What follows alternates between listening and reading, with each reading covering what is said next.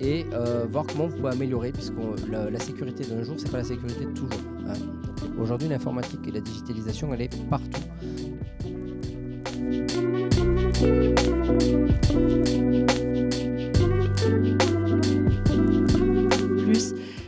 Je vais laisser la parole à Benjamin Larocque d'Oxitia qui anime ce coaching qui est porté du coup par Tous en ligne maintenant, du coup une opération qui est financée par BPI France pour accompagner les plus petites structures d'Occitanie dans leur projet de transition digitale et ici plus spécifiquement dans leur projet de cybersécurité. Bon, voilà, je vous laisse avec Benjamin et à très vite.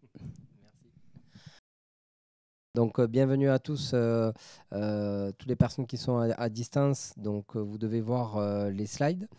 Donc, on est dans ce mécanisme de tous en ligne maintenant, afin de voir comment on va sécuriser vos usages autour de la cybersécurité. Donc, pourquoi on en est là? C'est qu'en fait, aujourd'hui, là, au niveau du digital, il y a une énorme accélération, forcément, hein, depuis la crise du Covid, puisque tout le monde est passé quasiment sur le digital, que ce soit au niveau des visios, que ce soit au niveau des usages numériques, des usages sur le cloud. Mais on y est passé tous très vite, donc c'est, on va dire, une bonne nouvelle dans le cadre de la transformation numérique. La mauvaise nouvelle, c'est que ça nous expose à un certain nombre de menaces ou d'attaques. Et on va pouvoir voir ensemble quelles sont ces menaces et quelles sont ces attaques et comment on peut limiter, y remédier ou annuler ce type d'attaque. Donc le but, c'est de sécuriser vos usages au sein de votre entreprise. Alors une entreprise, hein, ça commence à partir d'une personne. Si vous avez un ordinateur, il faut sécuriser cet usage. Si vous avez un téléphone, une tablette, il va falloir sécuriser l'ensemble des outils numériques que vous avez dans votre entreprise. Donc on va revenir un peu sur le mécanisme, merci Constance, de Tous en ligne maintenant. Donc c'est un accompagnement sur plusieurs semaines avec des séances de coaching collectif comme aujourd'hui. Le but, c'est de voir, alors là c'est une séance un petit peu particulière puisqu'on est dans le cadre de la semaine de la transformation numérique. Le but, c'est de voir avec vous, et vous allez pouvoir interagir aussi sur des séances de questions-réponses. Donc aujourd'hui, je n'ai pas le nombre exact, j'ai pas eu les retours du nombre de personnes connectées, mais il y avait une trentaine de personnes connectées à distance. Donc le but, c'est de voir ensemble ça. Donc le but, c'est aussi de passer à l'action. Le but, c'est on va parler de choses au niveau de la sécurisation des usages du numérique sur le web et sur l'utilisation de vos outils. Mais il faut aussi passer à l'action. Ce n'est pas juste de savoir qu'il y a des menaces, savoir qu'il y a des risques, ça c'est bien, hein, on appelle ça la sensibilisation. Maintenant, il faut passer à l'action. Donc on pourra aussi échanger, si vous avez des questions, vous pourrez les remonter directement. Donc la première question à se poser, c'est vraiment est-ce qu'on est bien protégé et pourquoi c'est nécessaire de se protéger? Ensuite, on va le voir, c'est obligatoire. C'est plus facultatif comme peut-être une certaine époque ou certains types d'usages où on était peut-être déconnecté. Aujourd'hui, tout le monde est 100% connecté. Donc, on est exposé tout le temps. Donc ça, c'est la première chose. Ensuite, on va voir quelles sont les menaces et qu'est-ce que ça peut avoir comme répercussions. Alors, ça peut être des répercussions techniques, ça peut être des répercussions au niveau de l'image de marque, ça peut être des répercussions sur la productivité. Et voir aussi les gestes essentiels. Qu'est-ce qu'on peut mettre en place au sein de son entreprise et à tous les niveaux, puisque tout le monde est concerné, que ce soit le PDG, la personne à l'accueil, les ouvriers qui vont avoir. Aujourd'hui, l'informatique et la digitalisation, elle est partout. Donc voilà. Et après, on verra les prochaines étapes pour les prochains coachings. Donc, on verra comment sécuriser vos composants numériques. Donc, il n'y aura pas trop de questions-réponses. Enfin, on verra s'il y a des questions et des réponses au moment tout à l'heure. Et se préparer à une crise et en prenant en compte aussi le RGPD. Donc, c'est voir tous ces éléments-là. On verra qu'il y a des choses aussi qui vous engagent. On parle de responsabilité numérique du dirigeant. Donc, ça, c'est très important. Et on va avancer. Donc, la question, c'est est-ce que vous êtes bien protégé? Et pourquoi il est nécessaire de se protéger? C'est assez simple. C'est nécessaire parce que, il y a des failles de sécurité partout. Donc ça, vous n'êtes peut-être pas au courant, c'est un peu technique. Par contre, ce que vous voyez, vous, c'est ça, c'est les news. Les news, vous les voyez au journal, vous les voyez sur les actualités. C'est des activités qui s'intensifient. Si on prend les cas des derniers jours, il y a eu l'hôpital de Brest, de Bruxelles et de Barcelone qui ont été piratés. Il y a eu un certain nombre de failles de sécurité aussi qui sont révélées tous les jours. Donc ça va être nécessaire de faire cette veille informatique, veille d'actualité autour de la cybercriminalité. Donc, et ça, vous allez vous dire, oui, bon, ce sont des grosses entreprises, ce sont des grosses cibles, mais vous, en tant que TPE, PME, vous allez être une cible de choix. Un, parce que sûrement, vous n'êtes pas protégé. Deux, parce que vous n'avez sûrement pas de service informatique. Et trois, parce que vous n'avez peut-être pas les compétences techniques ou les bons réflexes par rapport à ça. Et le dernier impact qu'il va y avoir, c'est que vous, il va y avoir un impact direct sur la productivité ou le fonctionnement de l'entreprise. Donc là, on ne va pas faire un petit état des lieux, mais, parce que je n'ai pas les retours en ligne pour le moment. Mais le but, c'est déjà de faire un inventaire. D'accord ? Donc le but, c'est de faire un inventaire. C'est quoi un inventaire ? C'est comme on disait tout à l'heure, un audit. Vous allez inventorier ce que vous avez. Qu'est-ce que vous avez ? Déjà, c'est le matériel. Qu'est-ce que vous avez comme matériel ? Les PC, les tablettes, les téléphones. Qu'est-ce que vous avez comme logiciel ? Qu'est-ce que vous utilisez comme logiciel pour stocker vos données ? Où c'est que sont stockées vos données ?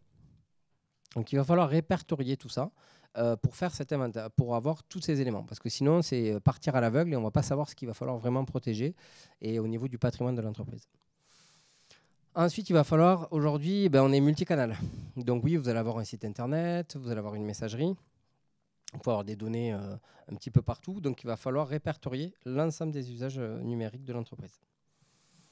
Ensuite, est-ce que vous avez déjà été piraté ? Il faut savoir qu'il y a à peu près 43% des entreprises qui savent qu'ils ont été piratés.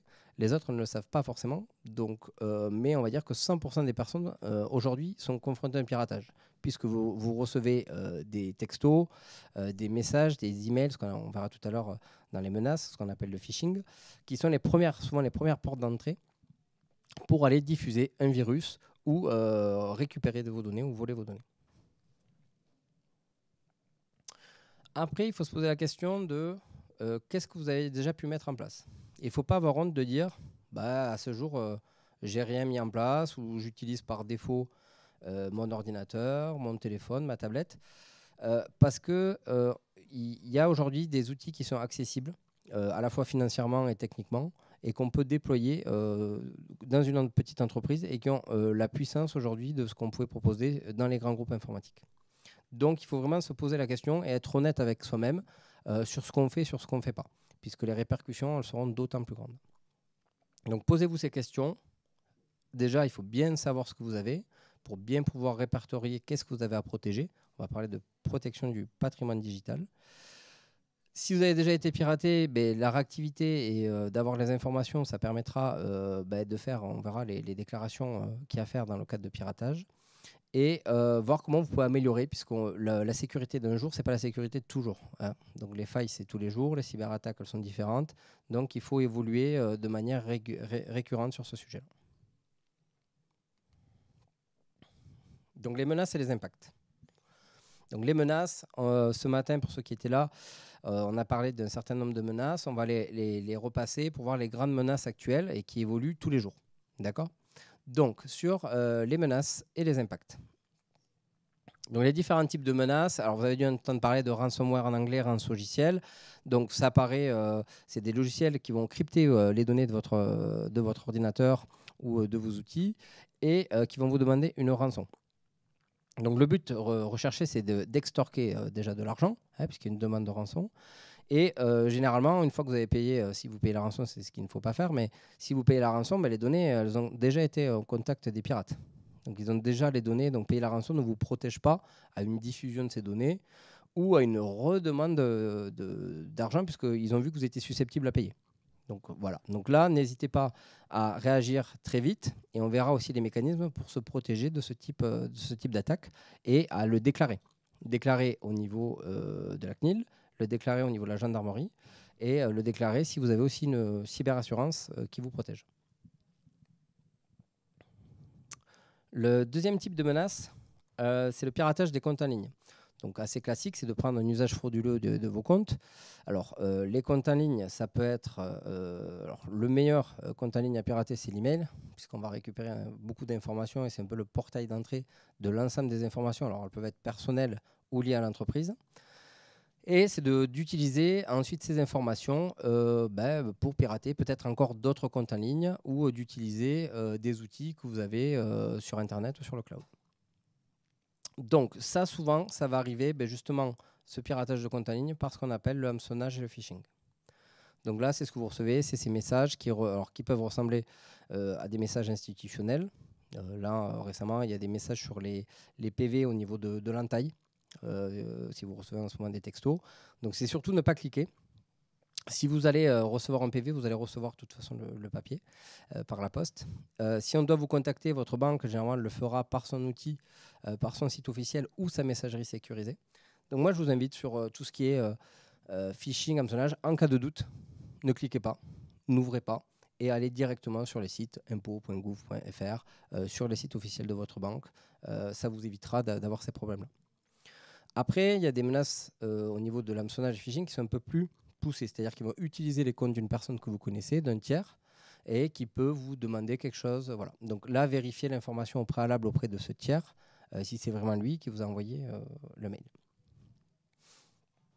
Donc, dans le but recherché, il y a aussi le vol des données. Alors, sur une petite entreprise, on va se dire, ouais, pourquoi on va me voler, moi, artisan, moi, commerçant, pourquoi on va me voler mes données?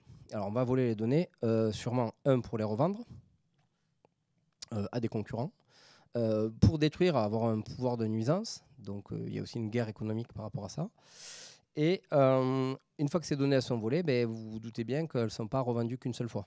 Donc, à partir de là, il y a aussi toute votre image de marque qui va tomber. Et donc, la confiance au niveau de vos clients, de vos fournisseurs, va s'effondrer. Ce qu'on retrouve aussi, donc c'était évoqué pour ceux qui étaient là ce matin, les fraudes au virement. Alors là, les fraudes au virement, il y a plusieurs, on le verra tout à l'heure, il y a plusieurs types de fraudes au virement. C'est soit des modifications en fait, au niveau de faux ordres de virement, on va modifier les RIB ou IBAN qui sont dans vos fichiers. Et ça peut être industrialisé si on vous pirate les logiciels de facturation. Et à partir de là, le temps de réactivité va être très important, puisqu'il faut savoir que sur ce type de fraude, puisque c'est vous qui allez peut-être faire le virement ou la machine automatiquement, vous n'aurez que 24 heures pour le signaler à la banque. Et le dernier point, c'est, alors il y en a d'autres types d'attaques, mais dans les plus grosses, c'est le piratage des sites internet. On va le voir, piratage de sites internet, aujourd'hui 80% sont faits avec ce qu'on appelle un CMS, un Content Management Service. C'est l'outil qui vous permet de déployer facilement le site internet. Donc aujourd'hui, on va retrouver du WordPress, du Joomla généralement. Et alors, l'avantage et les inconvénients, c'est que comme ça représente 80%, ça devient une cible de choix par rapport aux pirates. Ça, c'est l'inconvénient. L'avantage, c'est que ces sites font quand même des mises à jour régulièrement, mais par contre, il faut que vous le gérez. Et donc là, pareil, les piratages de sites internet, ça vous amène à la fois de l'escroquerie, ou même, après, il y a des duplications. Aujourd'hui, ça, c'est pas forcément du piratage, mais on va dupliquer votre site pour pouvoir vous faire une concurrence déloyale. Et après, vous allez vous retrouver avec des avis négatifs ou autres, ou des fausses commandes qui ont été faites sur ce faux site. Donc voilà un petit peu le type de menace. Donc, pour revenir en détail sur la menace des rançongiciels, qu'est-ce que c'est? Parce que des fois, on ne sait pas vraiment ce que c'est. Donc, ça va bloquer l'accès à l'ordinateur et des fichiers en chiffrant. Donc, ça va crypter ces données et ça va vous demander de payer cette rançon. Donc là, forcément, il ne faut pas payer de suite. Il faut même ne pas payer et demander conseil.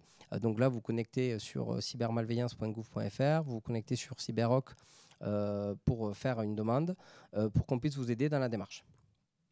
Là, ce qui s'est passé, c'est que y a quelqu'un qui a dû cliquer généralement sur un fichier ou qui a introduit un virus dans l'entreprise. Et suite à cette compromission, donc ça veut dire qu'il faut savoir que s'il n'y avait pas de faille technique de sécurité, 90% des attaques n'existeraient pas. C'est-à-dire qu'à un moment, votre système, il n'était pas à jour ou il n'était pas bien protégé. Donc, mais là, ça va être trop tard. Donc, on va voir ce qu'on pourra mettre en place pour éviter que si vous avez un jour affaire à ces rançongiciels, comment vous allez pouvoir récupérer ou restaurer les données. Donc les risques, c'est la perte d'exploitation, donc vous n'allez pas pouvoir travailler. Et ça arrive aussi sur des grands groupes, des usines ou autres, des TPE, PME, voire des ETI. Vol et destruction des données, donc là c'est clairement le but, on vous a crypté, vous ne voulez pas payer, les données sont détruites, vous n'y avez plus accès. Et cette atteinte à l'image et à la réputation. Sur le piratage des comptes en ligne, donc on l'a vu, là c'est qu'on va se faire passer pour vous. Donc là, très clairement, si vous n'avez pas mis des mécanismes de protection, là ça peut être très très compliqué pour récupérer des comptes. Alors piratage de comptes en ligne, il y a les mails, mais il peut y avoir les réseaux sociaux. Et donc il y a des business qui fonctionnent sur les réseaux sociaux, parce que c'est un des vecteurs de vente aujourd'hui sur le e-commerce. Donc ça peut devenir très très compliqué de reprendre la main des fois sur ces réseaux sociaux si vous n'avez pas mis les mécanismes de protection. Donc pareil, souvent c'est un mot de passe trop simple ou un mot de passe qui a fuité. Donc pareil, on verra qu'il faudra faire de la veille régulièrement sur vos données.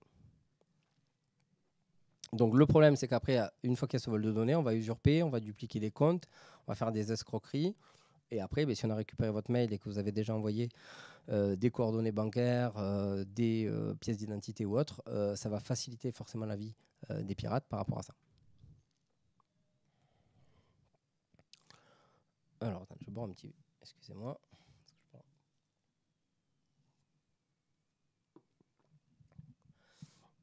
Donc là, c'est un exemple de phishing d'une banque. Alors, il y a une époque, ça se repérait assez facilement, les mails étaient assez grossiers.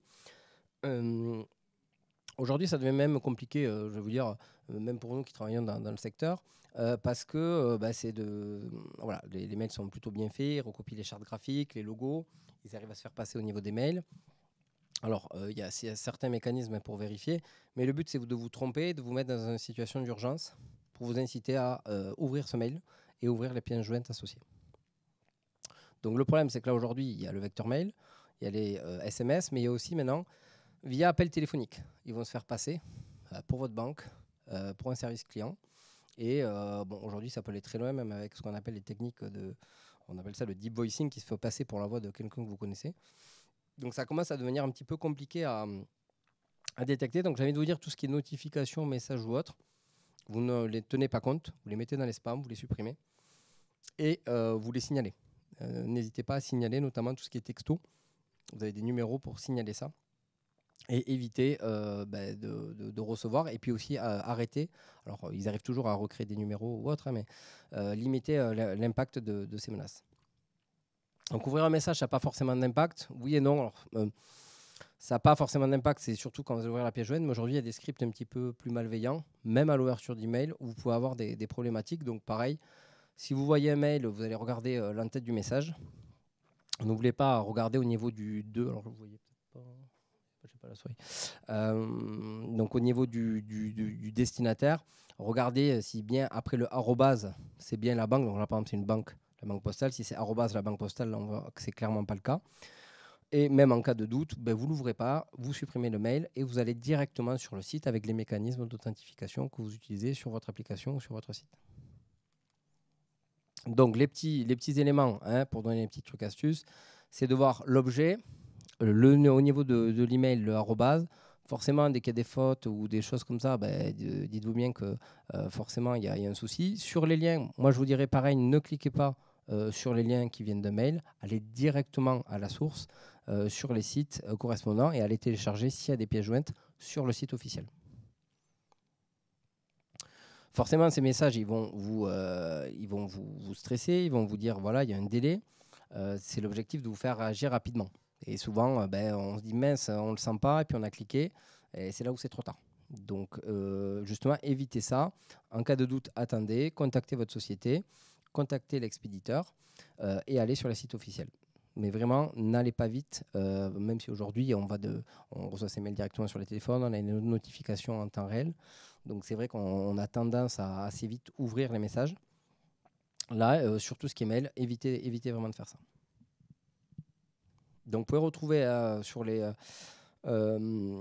cybermalveillance.gouv.fr. Donc, vous avez toutes les recommandations au niveau de l'ANSSI, l'Agence nationale de la sécurité des systèmes d'information, et pour les TPE, PME et ou les particuliers, avec un vocabulaire un peu plus accessible sur cybermalveillance.gouv.fr. Vous allez pouvoir retrouver toutes ces fiches pour pouvoir reconnaître et vous aider à détecter, parce que le but aussi c'est de se former à comprendre, parce qu'il y a des nouvelles menaces qui naissent un petit peu tous les jours. Donc comme celle-là, les faux ordres de virement, ça n'existait pas il y a quelques années. Clairement, après vous allez devenir un petit peu parano dès que vous allez faire un virement, parce que est-ce que c'est le bon RIB et le bon IBAN de votre client? Est-ce que vous les connaissez par cœur ou de vos fournisseurs? Moi, je ne les connais pas. Les numéros sont longs et complexes. Mais il va falloir faire attention dès qu'on va vous faire des demandes de changement de RIB ou d'IBAN.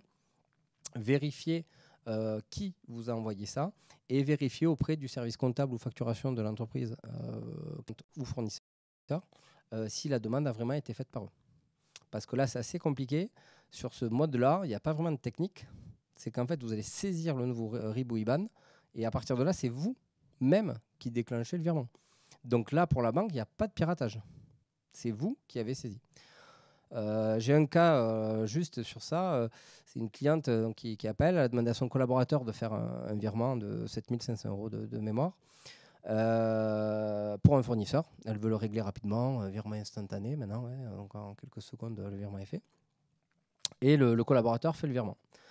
2 jours, 3 jours, le fournisseur rappelle et dit ben, j'ai pas reçu. Ah bah si, on a fait le virement, il lui montre l'ordre de virement. Et là, il se rend compte que c'est pas le bon IBAN. Sauf qu'au bout de 4-5 jours, c'est trop tard. Si vous faites ça, vous n'avez que 24 heures.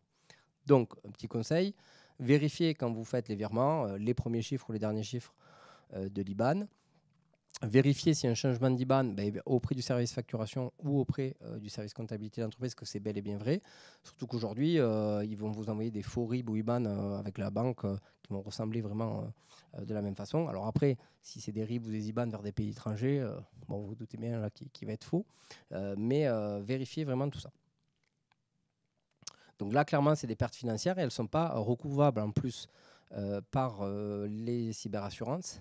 Vous allez pouvoir porter plainte, mais il suffit que l'argent est transité à l'étranger ou que la personne a déjà récupéré la somme sur le compte, c'est fini. Donc là, par exemple, pour le cas de la personne, on était un peu plus d'une semaine après le faux virement. Donc elle se retrouve avec 7 500 € qui avaient été virés sur une petite entreprise, c'était deux. 7 500 € chez les pirates, 7 500 € toujours en dette fournisseur, donc ça fait 15 000 €. Là, il y avait elle a porté plainte, nous on l'a aidé, et la chance qu'il y a eu, c'est que là c'était pas un hacker professionnel, alors c'est quelqu'un qui faisait de la petite délinquance, puisqu'il avait utilisé son RIB personnel. Donc on avait pu retrouver la personne, elle était sur l'île de mémoire, et donc on a pu aller récupérer cet argent parce que c'était un RIB personnel, et voilà. Donc là, entre guillemets, je lui dis, elle a eu beaucoup de chance. Si c'était un RIB avec une fausse identité créée par des pirates, ou c'était parti à l'étranger, la somme n'aurait été jamais recouvrée. Donc ça, c'est quand même les arnaques qui sont de plus en plus à la mode, parce qu'en plus, elles ne demandent pas forcément de technique. Et on le voit de plus en plus. La dernière faille qui va rester une fois que vous avez protégé, c'est vous, c'est moi. Quand on va cliquer ou quand on va faire ces actions sur son téléphone ou sur son ordinateur. Alors, piratage des sites internet, c'est pareil. Quelle entreprise aujourd'hui n'a pas de site internet? C'est très très rare. Soit vous avez un site internet développé directement pour votre entreprise. Donc là, il faut voir avec la personne qui vous l'a développé, est-ce qu'il fait bien la maintenance technique et évoluer le site. Et généralement, ce qu'on voit, c'est qu'aujourd'hui, c'est basé sur des sites type WordPress, type Joomla. Donc il y a eu une faille récemment sur Joomla. Bon, sur WordPress, il y en a quasiment très régulièrement. Le problème, c'est que sur ce type de site-là, une fois qu'il a été livré au client, on voit qu'il n'y a pas de mise à jour du site par rapport aux versions de ce fameux WordPress ou Joomla. On voit qu'il n'y a pas de mise à jour des extensions ou des plugins, tout ce qui est utilisé pour rajouter des composants additionnels. On voit que les mots de passe ou les comptes admin sont restés activés. Et donc, en fait, dès la conception du site, on n'a pas passé à la sécurité. Je rappelle que sur la RGPD, on parle de security by default, by design. Donc, c'est-à-dire penser à la sécurité dès le début. Parce qu'après coup, c'est toujours beaucoup plus compliqué. Donc, en plus, aujourd'hui, pareil, il y a des outils de scan ou autres qui vous permettent d'avoir les informations sur votre site. Et il sera bientôt, alors pour le moment, c'est facultatif, d'avoir ce qu'on appelle un cyberscore.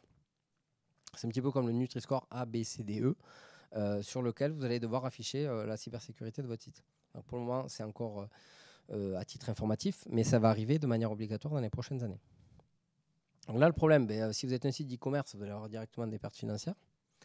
Et après, c'est l'image de marque et la réputation. Et surtout, si vous n'avez pas récupéré le site, si ce qu'on appelle il est défacé, défaillissé, que c'est carrément autre chose qui va pointer dessus. Pareil, pensez à la sauvegarde, on verra dans les mécanismes, mais à sauvegarder votre site. Si vous ne voulez pas sauvegarder et qu'il était qu'en production, on ne pourra pas le récupérer. Sachant qu'un site internet, ça ne se fait pas tout seul. Alors oui, on a l'impression avec ces outils que c'est développé tout seul. Derrière, c'est des systèmes, c'est des bases de données, c'est des images, c'est du contenu. Donc tout ça, il faut le sauvegarder. Donc les impacts, ils vont être directs, perte d'exploitation, interruption de service, des pertes financières directes, destruction ou vol de données, atteinte à l'image et à la réputation, les risques juridiques par rapport au RGPD. N'oubliez pas la responsabilité numérique au niveau des dirigeants ou des cadres aussi. Enfin, il faut savoir que les personnes peuvent être impactées. Si vous avez mis une charte informatique aussi, la responsabilité des personnes peuvent être directement impactées. Et les risques sociaux et psychosociaux par rapport le fait que l'entreprise ne puisse plus tourner, que les personnes ne peuvent pas travailler, ça a quand même des impacts et ça demande aussi de la charge de travail supplémentaire, d'aller le déclarer. D'aller le déclarer, d'essayer de remonter le système. Enfin voilà, et pendant ce temps-là, vous n'êtes pas sur votre business principal. Bon, vous allez me dire, je vous ai fait peur pendant une demi-heure, mais c'était pour rebalayer tous les types d'attaques. Et il y en a d'autres qui naissent malheureusement tous les jours, et souvent avec de l'ingéniosité des pirates, sachant que c'est de plus en plus industrialisé, automatisé, professionnalisé. Donc, il faut avoir des bons réflexes. Donc, la première, on en parlait tout à l'heure sur la conférence d'avant, c'est le zéro trust. Restez vigilant, ne faites pas confiance par défaut. Par défaut, soyez plutôt vigilant. Sur les gestes essentiels, on ne reviendra jamais assez, mais sur des mots de passe. Alors, les mots de passe, on verra, la stratégie des mots de passe, c'est d'avoir des mots de passe déjà uniques. Comme ça, s'il fuite ou si le mot de passe a été piraté ou récupéré, s'il est unique, il sera utilisé que sur un seul site. On voit qu'aujourd'hui, malheureusement, on avait pris pour habitude d'utiliser plusieurs fois le même mot de passe par facilité. Le risque, c'est qu'une fois que ce mot de passe est sorti, pas de votre faute, si le site a été piraté, et il peut être solide, il peut être fort, ce qu'on appelle un mot de passe fort, mais s'il a fuité, il a fuité. Donc ça, vous pouvez le voir sur différents sites, Diacht ou I've Been Pwned, on pourra vous envoyer les liens. Testez vos adresses mail, voir si elles ont été piratées. Ça, il faut faire de la veille de manière récurrente. Vous avez des outils avec certains antivirus ou VPN aujourd'hui qui vont vous dire si vos données ont été compromises récemment. Donc ça, il faut le vérifier régulièrement parce que vous pouvez avoir un mot de passe super fort et autres, mais s'il a fuité d'un site, aujourd'hui, il y a eu des grosses fuites de données récemment. Il y a eu Canva. Il y a quelques années, il y avait 500 millions de comptes Facebook, 2000 milliards de comptes qui étaient piratés. Donc vous êtes sûrement sur la liste. Donc moi, souvent, quand on fait des tests sur la sécurité des mots de passe, généralement, vous êtes au moins sur une ou deux listes de mots de passe. C'est rare qu'il y ait personne qui ait des données qui n'y soient pas. Et encore plus si vous avez des mails que vous utilisez un petit peu partout ou qui datent un petit peu des adresses Gmail, Wanadoo, des vieilles adresses mail qui restent. Forcément, elles ont encore plus de risques de s'y retrouver. Donc l'autre aspect, c'est les sauvegardes. Si vous ne sauvegardez pas vos données, on ne pourra pas restaurer. Donc, on en parlait sur le site internet. Sauvegarder ces données et les tester. Parce qu'on peut sauvegarder, mais si les données sont corrompues ou la sauvegarde n'est plus bonne, que ce soit physiquement ou logiquement, vous ne pourrez pas restaurer vos données. Donc aujourd'hui, ce qui se passe, c'est qu'il y a une grosse mésentente, on va dire, entre le stockage en ligne et la sauvegarde. C'est qu'on croit que parce que c'est sauvegardé en ligne, que c'est sauvegardé. Alors, déjà, il faudrait regarder sur vos contrats si l'hébergeur vous dit qu'il fait de la sauvegarde. On peut parler de l'histoire qu'il y a eu avec OVH, mais avec tous les grands, que ce soit Microsoft, Google ou autre. Le but du cloud, c'est d'avoir accès à son information partout, directement, mais ce n'est pas ça qui vous garantit la sauvegarde. La sauvegarde, c'est une donnée morte que vous n'utilisez pas et que vous utiliserez uniquement au moment de la restauration. Donc, on verra les bons réflexes sur ça. Les mises à jour de sécurité. Alors, les mises à jour de sécurité, c'est quoi ? C'est les mises à jour déjà de tous vos systèmes, vos applications, que ce soit au niveau sur PC, sur Mac, sur Android, sur iOS. Faites les mises à jour des applications. Alors, c'est à la fois des nouvelles performances, des nouvelles fonctionnalités, mais la plupart du temps, c'est des mises à jour pour la sécurité. Alors, moi, je fais les mises à jour automatiques, je les laisse, mais généralement, je regarde sur mon téléphone, j'ai bien une dizaine de mises à jour, au moins par jour, qui ne sont pas faites. Donc, ça laisse pendant ce temps-là des portes ouvertes, des failles de sécurité. Le but, c'est d'avoir un maximum à jour ces appareils. Alors, vous allez me dire, mais il faut que je passe tous les jours sur tous mes appareils. Bon, je vous rassure, il y a des moyens d'automatiser ça. Même sur des petites structures, même si vous n'avez pas des gros serveurs qui vont pouvoir gérer ça, il y a des outils qui permettent de gérer à distance, de mettre à jour vos machines, de vous alerter si ce n'est pas à jour, voire de bloquer l'utilisation des machines qui ne seraient pas mises à jour. Pareil, c'est tous les équipements connectés. Souvent, on va penser les bons réflexes avec sa machine, son PC, son Mac, un peu son téléphone et ses tablettes, et après, il y a tous les objets connectés. Hein. Donc il peut y avoir dans une entreprise des caméras connectées, des aspirateurs robots connectés. Il faut savoir que si c'est connecté, c'est que ça a une adresse IP et que c'est un système et que ça a des applications. Donc attention aussi sur tout ce qui est appareil connecté sur votre réseau. Alors là, utiliser un antivirus, alors ça paraît basique.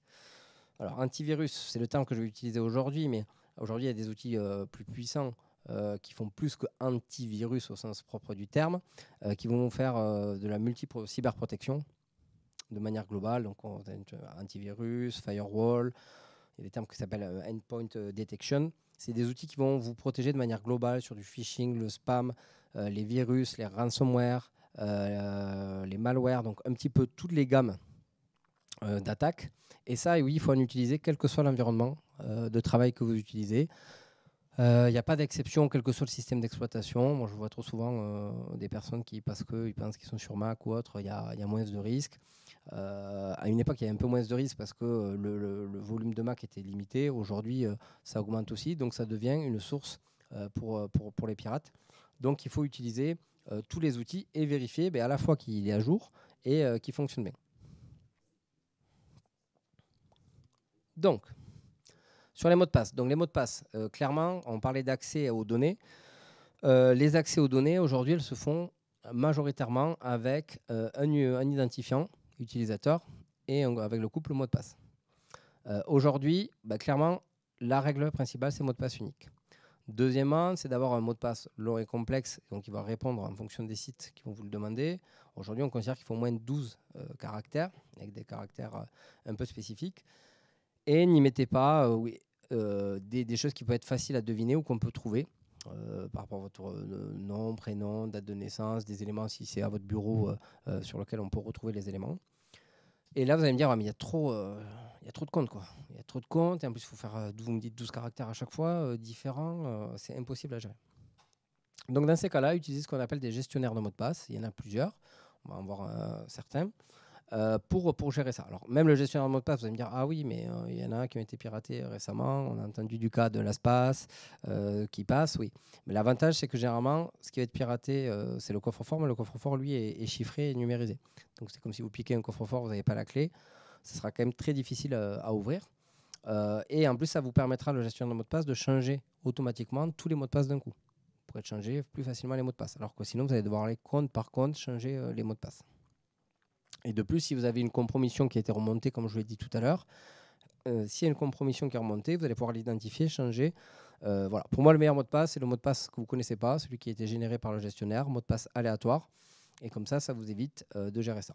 Donc là, il va falloir bien sécuriser son gestionnaire de mot de passe avec ce qu'on appelle une passe-phrase, donc une phrase un peu plus longue et un peu plus sécure, qui permettra de gérer ce coffre-fort de mot de passe. Et aujourd'hui, on tend à aller sur du zéro mot de passe avec des nouveaux outils, des clés qui vont vous identifier, vous authentifier.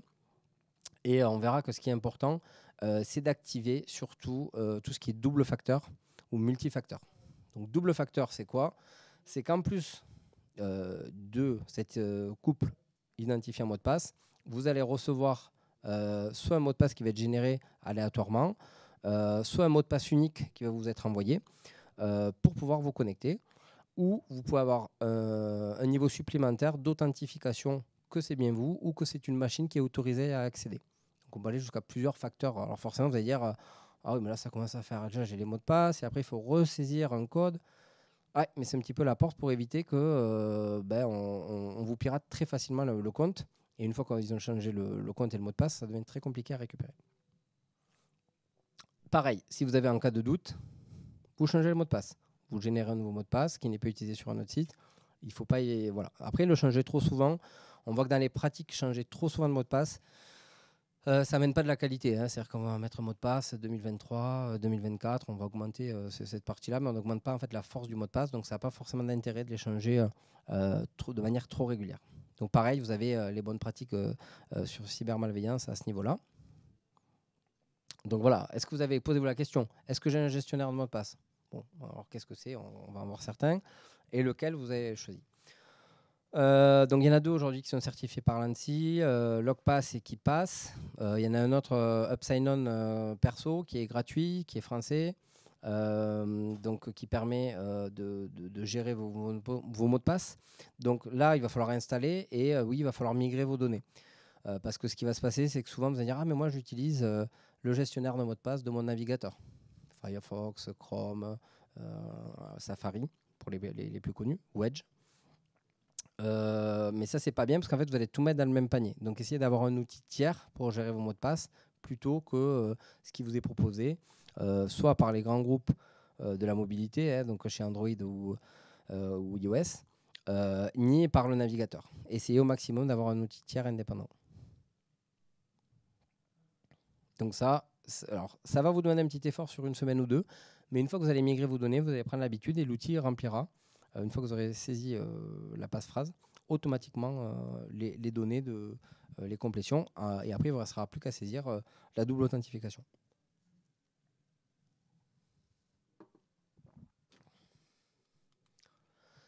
Alors, les sauvegardes. Alors, les sauvegardes, c'est vraiment un sujet parce qu'il y a une époque, tout le monde faisait ses sauvegardes, on va dire au moins sur une clé, sur un CD. C'était quand même, on avait cette habitude-là. Et ça s'est perdu avec le passage sur le cloud. Puisqu'en fait, on s'est dit c'est sur le cloud, donc c'est partout, nulle part. Enfin, on ne sait pas forcément où c'est, d'ailleurs. Et on s'est dit, en fait, ils vont récupérer, j'aurai toujours mes données, puisque ça a été copié un peu partout sur les serveurs sur la planète, je vais toujours les récupérer. Alors oui mais non, il y a ce fameux cas d'usage en France chez OVH avec le data center qui avait brûlé, sur lequel la redondance était un peu trop proche, ce qui a fait que les données étaient perdues. Et en plus, sur certains contrats, il n'y avait pas d'engagement de sauvegarde. Puisque la sauvegarde, comme je dis, c'est avoir une copie de secours de ces données. Donc c'est une copie qui ne vous sert à rien, qui est vraiment séparée de votre système d'exploitation. Donc, vous allez me dire, mais qu'est-ce que je dois sauvegarder? Et c'est là où c'est important de se dire, où sont mes données? Quelles sont mes données? Est-ce que c'est des fichiers? Est-ce que c'est des bases de données? Qu'est-ce que j'ai? Donc déjà, c'est identifier les données et les appareils sur lesquels elles sont stockées. Parce qu'aujourd'hui, on a un peu du mal à savoir où c'est, puisqu'à chaque fois, ça s'envoie dans le cloud, donc on sait vraiment plus où c'est. Donc identifier les appareils d'origine qui ont généré les documents. Et pour ces appareils, vous allez identifier les données qui doivent être sauvegardées. Vous n'êtes pas obligé de tout sauvegarder, il faut identifier les données sensibles et importantes, donc là, c'est au niveau de l'entreprise, les données qui font partie de ce qu'on appelle le patrimoine digital de l'entreprise. Ensuite, une fois que vous avez défini ça, on va dire une fréquence. Donc, généralement, sur la fréquence, il vaut mieux faire... alors, on peut faire du live copy, c'est-à-dire que c'est copié en temps réel à chaque fois que vous faites quelque chose. Mais ça va prendre beaucoup de ressources, ça va prendre quand même pas mal de ressources réseau en fonction de la connexion que vous avez. L'espace de stockage va être peut-être exponentiel, donc ça aura un coût. Mais au moins, à minimum, essayez d'avoir une sauvegarde journalière. Ça, vous dites que si j'ai une sauvegarde journalière, vous avez perdu que le travail d'une journée. Et après, si vous pouvez restaurer, vous aurez perdu qu'une journée, entre guillemets, ou vos collaborateurs de travail. Ça, c'est à vous de voir entre le risque et le coût. C'est toujours la sécurité, entre comment je veux gérer le risque et le coût que ça a. Et faites toujours la particularité, c'est d'avoir une copie en local, que vous allez pouvoir facilement restaurer depuis votre entreprise ou depuis chez vous. Et d'avoir une copie en externe. Alors, c'est-à-dire, en externe, ça peut être une copie distante si vous avez plusieurs sites sur votre entreprise. Une copie de sauvegarde, donc une sauvegarde sur le cloud, avec des outils spécifiques de sauvegarde. C'est-à-dire, ce n'est pas les données du cloud, mais c'est une copie de sauvegarde qui peut être sur un cloud spécialisé, qui est protégé contre les ransomware. Et une partie déconnectée. Alors, pourquoi une partie déconnectée? Alors, avant, ça se faisait souvent avec des bandes dans des entreprises. On récupérait la bande chaque jour ou à la fin de semaine. Voilà, on récupérait les bandes et c'était déconnecté. Ça, il n'y a plus de bande, il n'y a plus trop de support, puisque tout est dématérialisé. Il est conseillé quand même d'avoir un support déconnecté que vous allez récupérer et avoir aussi pareil sur la fréquence pour éviter les rançongiciels. C'est surtout par rapport à ça, parce que les rançongiciels aujourd'hui s'attaquent aussi à vos sauvegardes. Et donc, ça va vous empêcher de restaurer les sauvegardes, première chose. Et deuxième point qui est important, il faut penser sur la fréquence, à l'historisation des sauvegardes que vous allez garder. Quelle est la durée? Alors aujourd'hui, il faut mettre au moins un mois de sauvegarde de côté, mais les préconisations elles vont au-delà. Aujourd'hui, on recommande d'avoir 6 mois, au moins entre 6 à 12 mois de sauvegarde, parce que souvent, ce qu'on se rend compte, c'est que les rançongiciels, ils arrivent un peu de manière silencieuse. Ils sont là sur votre système d'information et ils se déclenchent un instant donné. On ne les a peut-être pas vus ou les outils de détection ne les ont pas vus. Et sauf que le moment où vous allez vouloir restaurer, si vous n'avez pas une historisation des sauvegardes assez longues, vous allez re-restaurer un système qui est compromis. Alors oui, c'est voilà. Mais ça, ce qu'il faut savoir, c'est que vous pouvez l'automatiser. Le but, c'est pas de faire tout à la main, manuellement, sinon vous n'allez pas vous en sortir. Donc les solutions, vous pouvez utiliser des disques externes, des clés USB, mais ça ne peut pas être le seul et unique moyen. Parce que si vous les perdez, la clé elle peut être illisible, le disque dur externe c'est sensible. Vous pouvez utiliser des lecteurs SSD qui sont moins sensibles à la chute et au choc. Mais ce n'est pas les seules solutions.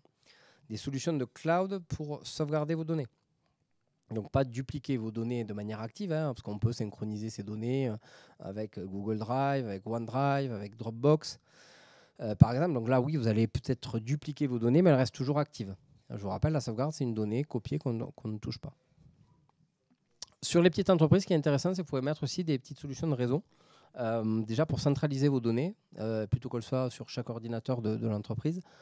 On appelle ça des NAS. Donc c'est des petits serveurs qui sont accessibles à quelques centaines d'euros, sur lesquels vous allez pouvoir centraliser et aussi centraliser les sauvegardes. Pareil, ce n'est pas parce que vous avez un serveur que c'est sauvegardé. Il faut sauvegarder les données de ce serveur-là. Donc, les questions à se poser, c'est la fréquence de sauvegarde. La taille des fichiers, bien sûr, ça va jouer sur la volumétrie du stockage qu'il faudra avoir. Les premières sauvegardes, elles seront forcément plus longues parce que généralement, on va faire des sauvegardes, ce qu'on appelle incrémentales, qui vont mettre à jour aujourd'hui, bit par bit, que ce qui a changé au niveau des fichiers. Donc, mais il faudra voir quand même ce qui va coûter cher. Après, c'est l'historisation, c'est-à-dire qu'on va garder X gigas, X Tera pendant des mois et des mois. Bon, heureusement, aujourd'hui, les coûts gigas ont bien baissé. Donc, ça reste quand même accessible pour avoir plusieurs Tera de données. N'hésitez pas à comparer donc, les solutions et aussi les solutions de sauvegarde peuvent être aussi exposées. Donc, il faut penser aussi à diversifier ces méthodes de sauvegarde. Donc les déconnecter, les protéger et après, ce que je disais tout à l'heure, les tester.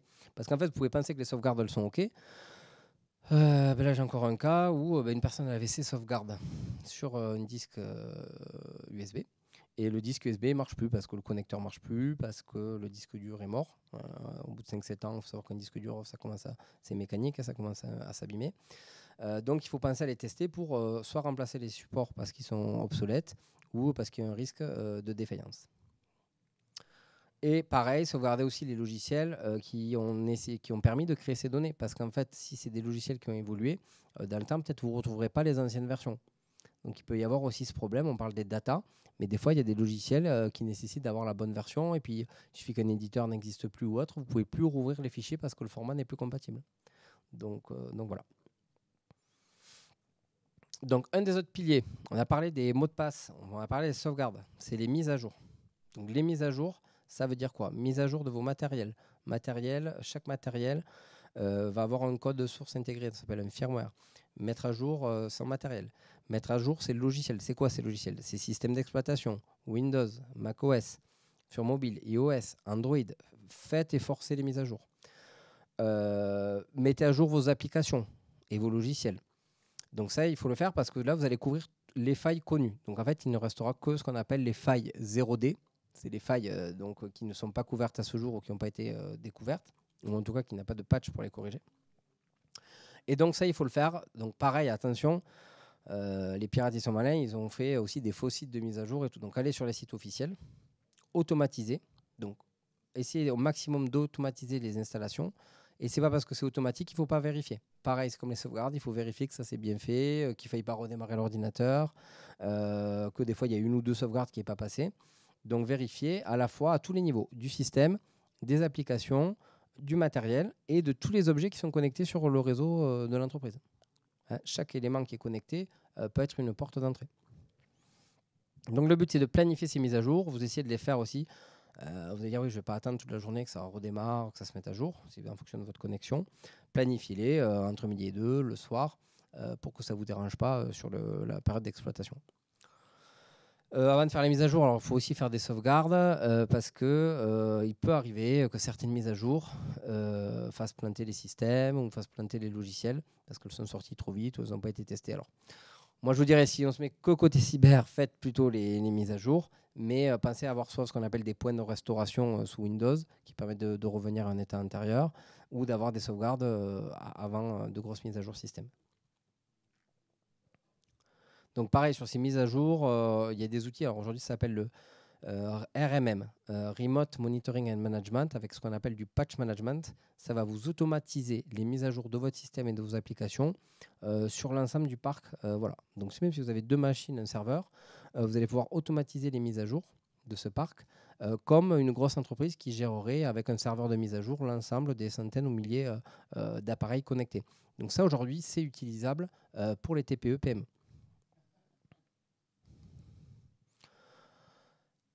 Donc, la protection, la cyberprotection, ces réflexes-là, déjà, si vous couvrez avec ces 4 points-là, vous allez vous protéger de 90% des attaques. On restera sur les attaques sociales après, qui restent sur cette sensibilisation donc on a vu tout à l'heure. Le but, c'est que toutes vos machines soient protégées. Si vous protégez très bien votre PC et, imaginons, vos serveurs, mais si vos téléphones et vos tablettes ne sont pas protégés, mais que vous accédez aux données de votre entreprise tous les jours sur votre téléphone, c'est une porte d'entrée.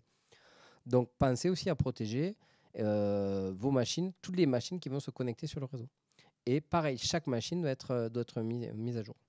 Vérifiez que votre antivirus est à jour, que le moteur, ce qu'on appelle le moteur, est à jour et que la base de données des virus et de tout ce qui est malware, ransomware est à jour aussi. Alors après, vous pouvez soit utiliser des outils gratuits, forcément, ils vont vous proposer un peu plus de pubs. Et généralement, si c'est gratuit, c'est qu'on va récolter un peu de la donnée sur ce que vous utilisez. Et après, un antivirus sur l'année, c'est quand même pas excessif. C'est entre 50 et 80 euros à l'année voilà, pour avoir une protection. Et souvent, en plus, ça fait plus qu'antivirus. Ça peut vous faire des services additionnels. Ça peut faire VPN, par exemple, pour se connecter à distance. Ça peut vous alerter en cas de compromission de données et vous protéger de manière un peu plus globale vos appareils. Donc le but, c'est de protéger contre toutes les attaques qui sont connues. Alors après, les antivirus utilisent des moteurs qui permettent de détecter des mécanismes ou des choses un petit peu bizarres sur l'ordinateur. Pareil, là aussi, il y a des outils maintenant. On va analyser ce qu'on appelle les signaux faibles. C'est-à-dire si on voit un ordinateur qui s'emballe, des pics d'activité ou des échanges réseau qui ne sont pas normaux, on peut penser qu'il se passe une activité suspecte. Donc on peut ça aussi l'automatiser avec les outils RMM. Donc par exemple, nous on déploie l'outil qui s'appelle Dato RMM qui permet d'analyser les signaux faibles. Alors les signaux faibles, c'est quoi ? On va mesurer le processeur, l'état de votre disque dur, s'il se remplit ou pas, l'état du réseau. Et en cas de comportement suspect, on peut automatiser pour bloquer ou isoler le poste. Et en tout cas, on aura des traces de ce qui s'est passé aussi. Parce que le but aussi, c'est d'avoir des traces, des éléments, si on n'a pas réussi à parer l'attaque ou le virus. Bon, là, il y a un test pour l'antivirus. Pareil, alors les antivirus aujourd'hui, activez au moins ceux par défaut qu'il y a. Alors, il faut savoir que sur Windows, vous avez Windows Defender déjà qui marche pas trop mal. Sur Mac, il y a un moteur d'antivirus qui est intégré directement sur Mac. Vous ne le savez peut-être pas, mais il est déjà directement intégré dans le système d'exploitation. Et après, vous avez d'autres outils alternatifs qui peuvent compléter et renforcer en fonction de vos usages. Donc là, pareil, vous allez dire, ah oui, mais j'ai toujours des messages. Oui, mais c'est sûr qu'au vu du nombre d'attaques, vous pouvez avoir des modes un petit peu automatiques ou silencieux qui vont traiter ces éléments-là. Donc, il y a plusieurs types de méthodes de mise à jour de base. Alors, détection heuristique, c'est pour justement détecter les comportements qui vont être bizarres au niveau du fonctionnement de l'ordinateur parce que les virus n'ont pas forcément juste un code et une signature à détecter. Et donc là, en cas de doute, ça va vous dire soit ça le supprime parce qu'il est sûr que c'est le virus. S'il n'est pas sûr que ce soit le virus ou le malware, le ransomware qui peut y avoir, il va vous proposer peut-être de le mettre en quarantaine s'il a un doute. Donc vous le mettez en quarantaine. Et s'il a un virus mais qu'il n'a pas la solution, il va vous le détecter. Et voilà. Donc dans ces cas-là, ne recliquez pas, ne cherchez pas à forcer à ouvrir ce fichier-là. Clairement, laissez-le de côté. Et pareil, être très réactif parce que le but, c'est que maintenant, les nouveaux virus, ils ne s'activent pas que sur votre machine. Le but, c'est qu'ils se propagent sur votre réseau ou sur Internet pour prendre le contrôle des machines et après crypter les données. Donc, très vite, dès que vous avez un doute sur un appareil, vous le déconnectez du réseau physiquement ou vous désactivez le Wi-Fi. Et pareil, avec des outils automatisés, ça, on peut le faire de manière automatique en cas de détection de virus ou de comportement. Et après, bien sûr, on va faire une analyse approfondie sur la machine et sur le réseau de l'entreprise en fonction des attaques. Quel antivirus choisir ? Je vous dis, large gamme de choix. On travaille par exemple avec EZ, qui est un antivirus européen, qui est assez léger, qui a toute une gamme à la fois antivirus, endpoint protection. Et pareil, ça permet de tester les fichiers sur Internet et sur le cloud pour vérifier qu'il n'y a pas une activation qui va se faire dans le temps, parce qu'aujourd'hui, les virus sont un petit peu plus complexes. Donc, n'hésitez pas à prendre des packs de sécurité de manière globale et que juste un antivirus. Je ne sais pas au niveau de la prod s'il y a des questions, c'est qu'on en est sur le timing. C'est bon ?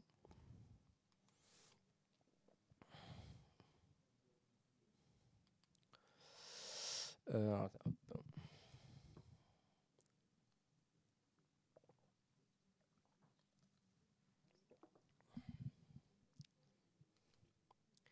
Je suis pas sur mon ordinateur. Hop. Alors, je vais un peu vite alors. Il n'y a pas de questions ? Non. On en est où là ?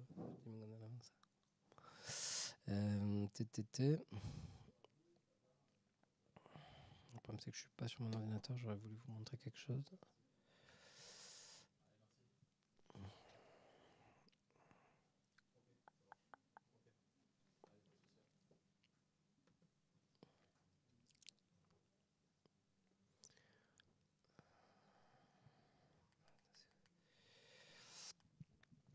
Donc, comment on va sécuriser ces usages sur le web ? Donc, sur un des principaux usages, c'est la messagerie, c'est la porte d'entrée à tout. Donc, on l'a dit, mot de passe, double authentification, ça c'est clair, net, c'est pas à négocier. Vous mettez la double authentification et vous pouvez utiliser Google Authentificator, Microsoft Authentificator pour générer tous les codes de vos applications ou d'autres applications qu'ils génèrent, qu'importe.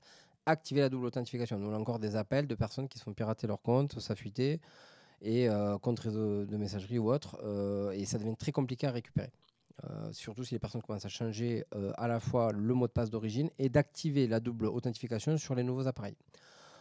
La double authentification, il y a des failles de sécurité, mais elles sont quand même assez techniques et c'est quand même, voilà, à moins que vous soyez une cible privilégiée, mais c'est quand même plutôt rare que vous ayez des soucis par rapport à ça. Pareil, vérifiez vos règles, parce que si quelqu'un a pénétré à votre système, vous pouvez avoir des redirections de vos mails. On l'a vu chez des clients, c'est-à-dire qu'en fait, ils vont rentrer silencieusement. En fait, vous ne savez pas qu'ils sont rentrés. Et ça va rediriger, par exemple, le trafic mail pour récupérer les infos. Donc, vérifiez aussi s'il n'y a pas des connexions. Si vous connectez sur les messageries en ligne, vous avez où c'est qu'a été connecté votre appareil la dernière fois. Si vous voyez des lieux de connexion un petit peu bizarres ou qui ne vous semblent pas bons, vous déconnectez tous les appareils et vous forcez la reconnexion. Voilà. Bon, éviter les mélanges perso-pro, mais ça devient compliqué parce que souvent on a un appareil pour tout, surtout pour les petites entreprises, mais essayez de cloisonner un maximum les informations et les accès.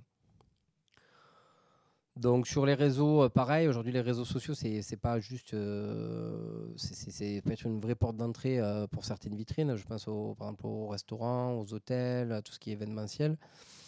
Donc par rapport à ça, faites attention à vos paramètres de confidentialité, à qui vous avez donné les accès, si vous avez une agence de communication qui gère ces parties-là. Si vous avez connecté des applications tierces pour avoir le nombre de publications, si vous faites de la multipublication, multi-réseau, attention de voir les connexions qui ont lieu avec ces applications tierces. Pareil, ne vous connectez pas, alors oui, je n'ai pas dit sur des Wi-Fi publics. Alors si vous connectez sur des Wi-Fi publics, hôtels, aéroports ou autres, utilisez un VPN. Un client VPN, c'est quelques euros par mois. Et ça va au moins chiffrer la connexion. Et sinon, utilisez plutôt votre partage de connexion, une connexion que vous maîtrisez. Plutôt que des Wi-Fi publics, là, il y a trop de... Il y en a, ils attendent directement, ils scannent dans les hôtels et les aéroports et ils récupèrent vos informations de connexion.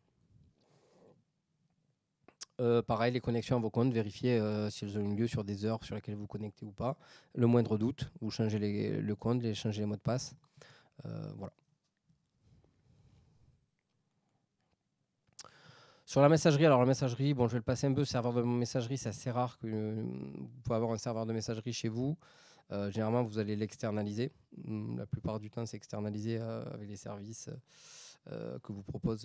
Donc attention, parce que si vous utilisez tout ce qui est service des acteurs américains par rapport aux données qui peuvent être sensibles, pour ceux qui ont des données qui travaillent avec des autorités compétentes et sensibles par rapport aux données. Mais si vous avez un serveur de messagerie que vous gérez vous-même, par exemple sur votre serveur ou autre, pensez à bien le sécuriser. Si forcément il y aura des accès externes, mettre en place le VPN entre la connexion et le serveur. Supprimer les comptes, pareil, je crois qu'on en parlait ce matin, supprimer tout ce qui est compte des personnes qui ont bougé dans l'entreprise. Aujourd'hui, plus de la moitié des problèmes vont venir de l'intérieur de l'entreprise sur des collaborateurs actuels ou anciens. Alors, soit par négligence, soit par malveillance. Là, on n'a pas trop le ratio, mais attention, parce que c'est des choses qu'on a un peu tendance à oublier, surtout que là, aujourd'hui, on ouvre plein de comptes sur différents outils de messagerie, de drive, de logiciels sur le cloud. Donc, voilà. Donc la messagerie, c'est une grosse porte d'entrée. Donc si vous la gérez ou vous la faites gérer, vérifiez que c'est à jour. Pareil, n'hésitez pas à poser des questions à vos prestataires. Les sites internet. Si je vais sur les sites internet, vérifiez bien que vous êtes à jour sur toute la partie de votre site internet, du WordPress au plugin. Changez les mots de passe, n'utilisez pas les comptes par défaut et faites une sauvegarde du site. Le nombre de fois où je vois des personnes qui n'ont pas de sauvegarde de leur site, on ne pourra pas le restaurer. Pas de sauvegarde, pas de restauration. Et n'hésitez pas à faire des audits de sécurité. Il y a des petits outils qui le font pour vous, qui vont vous donner un score et des choses à faire. Et si vous ne savez pas le faire, retournez-vous vers un prestataire directement. Moi, je ne veux pas aller plus loin. C'est ça. Bon. Je vais devoir arrêter là. Désolé, parce qu'on a eu un petit temps de retard au début. Il y a d'autres sujets qu'on pourra aborder sur les prochaines séances. Est-ce qu'il y a des questions dans la salle ou ailleurs ? Alors, nous, par exemple, on va proposer des packs d'abonnement cybersécurité qui vont protéger vos machines. Donc, vous allez avoir à l'intérieur un outil antivirus et protection. Vous allez avoir un outil de sauvegarde et un outil de monitoring et pilotage de vos mises à jour. Donc, déjà, vous allez protéger l'ensemble de vos machines. Et l'avantage, c'est qu'on va faire un inventaire avec vous de vos usages et de vous donner les bonnes pratiques. Voilà. Donc ça, il faut penser à le faire, mais il faudra le faire pour chaque élément. C'est pour ça que je parlais du site, du serveur de messagerie. Et il faut le faire pour tous les éléments. Mais déjà, protégez votre machine. Ce n'est pas parce que le logiciel que vous utilisez est sécurisé ou la connexion est sécurisée que votre système d'information est protégé. Donc il faut protéger les machines et votre parc informatique. Je vous remercie à tous. Je vous souhaite une bonne fin de journée. Au revoir.